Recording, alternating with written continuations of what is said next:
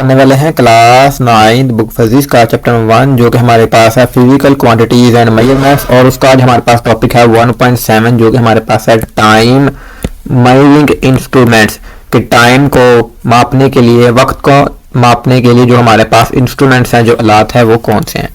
और आपके सिलेबस में जो इंस्ट्रूमेंट शामिल है वो हमारे पास है स्टॉप वॉच, कि स्टॉप वॉच हमारे पास क्या होती है।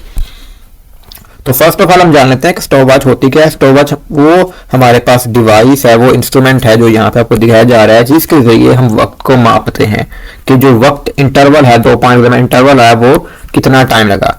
ठीक है, जैसे आपने देखा होगा, जो रेस लगती है तो वहां पर उसको टाइम को मापा जाता है, तो वो स्टॉप वॉच का ही यूज करके हम लोग उसको मेजर करते हैं। तो इन शॉर्ट स्टॉप वॉच हमारे पास क्या होती है, टाइम को मेजर करने के लिए। पुराने वक्तों में कुछ ऐसी स्टॉप वॉच यूज की जाती थी जिसमें हम लोग सैंड होती थी और इसको जो है फिक्स किया जाता था, जो कि सर्टेन टाइम के लिए बनी होती थी, लाइक 5 मिनट के लिए, 30 सेकंड्स के लिए। ठीक है, डिफरेंट साइज की होती थी, 1 मंथ के लिए भी होती थी, तो डिफरेंट साइज की थी जो कि टाइम को मेजर करने के लिए इस्तेमाल होती थी। ये मेजर कैसे करती थी, लेट्स सपोज करता हूँ हम लोगों ने रेत सारी इधर थी, हमने उसको उल्टा कर दिया। अब जब ये सारी रेत जो है यहाँ से सैंड निकल के यहाँ इसके अंदर आ जाएगी ना, मतलब वो टाइम उतना पूरा हो जाएगा। फिर हम उल्टा करेंगे तो फिर उतना टाइम, मतलब ये अगर ये 30 सेकंड की थी, 30 मिनट की हम लोग, तो अगर इसको जब उल्टा किया तो इसको सारा का सारा ऊपर वाला, ये नीचे, जब नीचे की तरफ था ये ऐसे थी, तो सारा सारी सैंड इधर थी। जब हमने उल्टा किया, मतलब इस फॉर्म में ले गए, तो सैंड आस्ते आस्ते नीचे आने शुरू की, यानी ये 30 मिनट के अंदर ये खाली हो जाएगा। तो ये टाइम मेजर करने के लिए हम जनरली यूज करते थे। ठीक है, बट हम आ जाते हैं अपनी जो है इस टाइम की जो मौजूद हमारे पास स्टॉप वॉच की तरफ। तो हमारे पास बेटा 2 तरह की स्टॉप वॉच होती है, जो क्वेश्चन आपको आएगा एमसीक्यू के तौर पर सकता है कि कौन कौन से टाइप है। एक हमारे पास मैकेनिकल स्टॉप वॉच है और दूसरी हमारे पास डिजिटल। अब मैकेनिकल कौन सी है, जिसमें मैकेनिकल वर्क लाइक जैसे आपका क्लॉक होता है उस तरह से वर्क कर रही है, जो सुइयों वाला है। और डिजिटल जैसे डिजिटल आपकी घड़ी होती है स्क्रीन वाली, वैसी। मैकेनिकल कौन सी, जिसमें मैकेनिकल सिस्टम लगा हुआ है, और डिजिटल जिसमें डिजिटल सिस्टम लगा हुआ है। अब स्टॉप वॉच हमारे पास उसकी लीस्ट काउंट क्या है, इसकी मेजरिंग कैसे होती है, वो हम लोग अभी स्टडी कर लेते हैं। तो देखो यहाँ पे लिखा हुआ है कि the duration of time of event is measured by stop watch as shown in figure 10.1। कहता है किसी भी हमारे पास जो इवेंट है उसका जो टाइम ड्यूरेशन है उसको मेजर करने के लिए हम यूज करते हैं स्टॉप वॉच का। इट कंसिस्ट 2 नीडल्स, इसकी 2 नीडल्स होती हैं। ठीक है, 1 for second, other for minute. तो इसकी 2 नीडल्स होती हैं। एक देखो ये वाली, अगर हम मैग्नीफाई करूं तो ये देखो, ये सेकंड के लिए और ये मिनट के लिए। तो यहाँ पे क्या होती हैं, 2 नीडल्स होती हैं। अगर वो क्या होगी, मैकेनिकल होगी। The dial is divided usually in 30 big division, each being further divided into 10 small division. तो हमारे पास जो बड़ी डिवीजन है वो उसने कहा यहाँ पे कि 30 बिग डिवीजन है, 30 डिवीजन होगी, और हर एक डिवीजन आगे 10 के अंदर डिवाइड है। अगर देखा जाए तो हमारे पास यहाँ पर देखो ये बड़ी 30 डिवीजन है, और हर डिवीजन आगे फर्दर 10 डिवीजन के अंदर क्या है, डिवाइड। ये 40 है और ये क्या है, देखो समझ बात की, मतलब ये आगे फर्दर जो है वो 10 डिवीजन के अंदर क्या है, डिवाइडेड है। Each small division represented 1/10। तो हर हमारे पास जो डिवीजन है वो 1/10 सेकंड को, यानी 1 सेकंड के 10वें हिस्से को रिप्रेजेंट करता है। ठीक है, 1/10 of second is the least count of this stop watch, कि हमारे पास 1/10 जो होगा सेकंड का, वो क्या होगा, लीस्ट काउंट होगी। तो ये आपको एमसीक्यू के तौर पर आ सकता है, आपने इसको अच्छे से याद कर लेना है कि least count of stop watch हमारे पास क्या होती है, 1/10 ऑफ सेकंड। ठीक हो गया।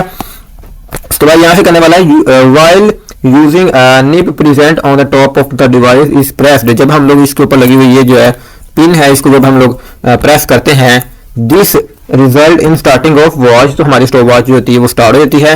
And the same nib is again push to stop it. और इसी सेम जो हमारे पास यही प्रोसेस अगर हम सेम दोबारा करेंगे, इन दोबारा इसको प्रेस करेंगे तो स्टॉप वॉच वहीं पे रुक जाएगी, यानी कि जितनी टाइम चलेगी उस टाइम को वो वहां पर ही वो स्टॉप हो जाएगी, और उससे हम लोग रीडिंग को नोट कर लेंगे कि हमारी रीडिंग कितनी हुई। After noting the reading the same loop is again press to bring back the needle to the 0 position. और जब हम रीडिंग को नोट कर लेंगे तो फिर तीसरी दफा जब दोबारा हम लोग उसको प्रेस करेंगे तो फिर क्या होगा, वो दोबारा 0 पर आ जाएगी, यानी अपनी ओरिजिनल पोजीशन पर सुइयां आ जाएंगी। ठीक है, nowadays electronic and digital watches issuing 1.11 are also available which measure 100 part per second, जो कि 1 सेकंड का 100वां हिस्सा भी मालूम कर लेते हैं।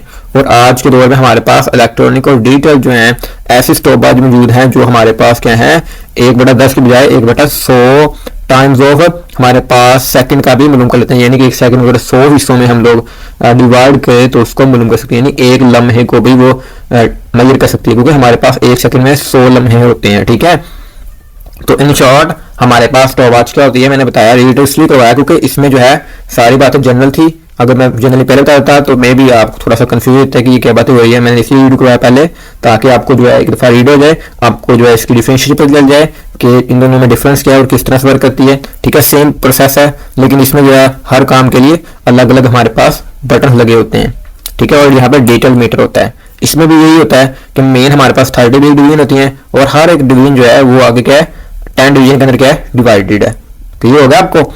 अब यहाँ से जो याद करना आपको ये है, यहाँ से हमारे पास डेफिनेशन है कि the duration of time is measured bye stopwatch. हमारे पास यहाँ तक ये इसकी डेफिनेशन है और आपने इसकी लीस्ट को याद रखनी है।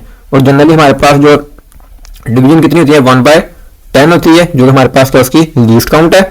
और जो हमारे पास जनरली आजकल के दौर में आ रही है वो कौन सी है 1/100 वाली, तो ये आपने याद कर लेनी है। तो इन शॉर्ट जब ये पूछा जाए कि स्टॉपवॉच क्या होती है, बताना मेरे बेटा कि स्टॉपवॉच वो हमारे पास इंस्ट्रूमेंट है जिसके जरिए हम लोग किसी भी इवेंट का जो सिस्टम में इवेंट हो रहा है उसको मालूम करने के लिए हम लोग यूज करते हैं। एग्जांपल लेते हैं, मैं एग्जांपल कैसे समझाता हूँ फिर आपको जरा क्लियर हो जाएगा। लेट्स सपोज करता हूँ मेरे पास एक बॉल थी, मैंने बॉल पे फोर्स लगाई और जब फोर्स लगाई तो इसने एक पॉइंट से पॉइंट 2 पर मूव किया। अब मैं जानता हूँ कि ये बॉल ने पॉइंट 1 से पॉइंट 2 पर जो मूव किया वो कितने टाइम में किया। तो मैं जब यहाँ से स्टार्ट फोर्स लगाऊंगा तो मैं स्टॉप वॉच को ओपन चला दूंगा और वो उसकी रीडिंग शो करवाना शुरू कर। जब यहाँ पे पहुंचेगा मैं स्टॉप को दोबारा से प्रेस कर दूंगा सेकंड टाइम तो मेरे पास वहीं पे वो रुक जाएगी। तो वहां पर मौजूद जो रीडिंग होगी इसको नोट डाउन कर लूंगा कि वो कितने सेकंड में एक पॉइंट से दूसरे पॉइंट पर पहुंची। तो मैं रीडिंग को जब नोट कर लूंगा फिर जब प्रेस करूंगा तो फिर वो 0 पर आ जाएगी।